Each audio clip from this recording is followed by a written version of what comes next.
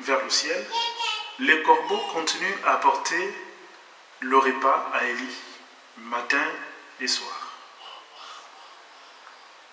Bien-aimé, le secours qui vient de la terre par les humains, par l'homme, finit toujours par s'épuiser. Il y en a qui comptent sur des oncles, sur des amis, sur les parents, sur une société, etc. Il est important de comprendre qu'un jour, ce secours finira par s'épuiser. Un jour, quelqu'un te dira que je ne peux plus rien faire pour toi parce que moi aussi je suis à sec. C'est la première leçon à comprendre dans cette première partie. C'est que le secours qui vient des hommes finit toujours par s'épuiser. Mais quand on lève les regards vers le ciel,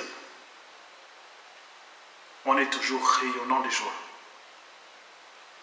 Car les bontés de Dieu ne sont pas épuisées. Dans le livre de Lamentations, au chapitre 3, les versets 22 et 23, il est écrit que les bontés de l'Éternel ne sont pas épuisées, mais elles se renouvellent chaque matin. Donc la première leçon, c'est apprendre à tourner chaque jour notre regard vers le ciel, où Dieu nous accorde sa grâce et ses privilèges. Donc de tourner nos regards vers le ciel, où nous avons accès au trône de la grâce de Dieu. Ne vous confiez donc pas à l'homme, mais confiez-vous à Dieu. C'est très important de comprendre cela, parce que celui qui se recommande, celui qui se confie à l'homme, finira un jour par être déçu. Mais celui qui se confie à Dieu se verra être renouvelé chaque jour. Le deuxième principe, c'est de comprendre que les ressources de notre Père, de notre Dieu, sont infinies. Élie va être appelé à changer d'endroit. Les corbeaux ne viendront plus lui rendre visite, puisqu'il change d'endroit. Mais la bénédiction ne s'arrête pas. Comprenez que Dieu n'est pas lié à un endroit. Dieu n'est pas lié en un lieu.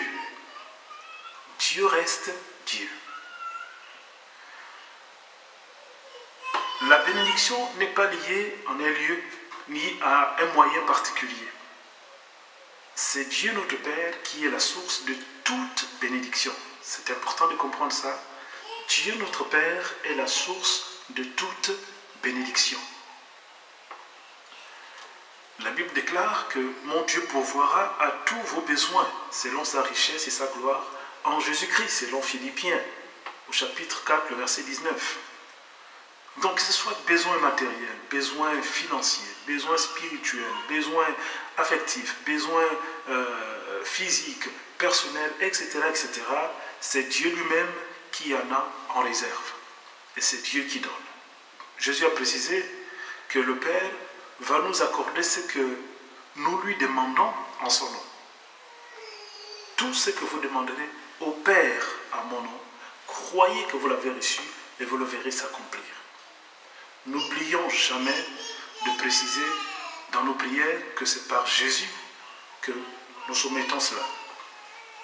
Le troisième principe, c'est de comprendre que les moyens de Dieu sont variés. Dieu s'est servi de corbeaux pendant un temps. Dieu va changer donc de stratégie cette fois-ci. Il va envoyer Élie à Sarepta. Il déclare que j'ai ordonné à une femme veuve de te nourrir. Nous sommes toujours dans notre livre de 1 Roi, chapitre 17. Cette fois-ci au verset 8 jusqu'au verset 16. Il s'agit ici d'une femme inconnue. Nous ne savons pas son nom.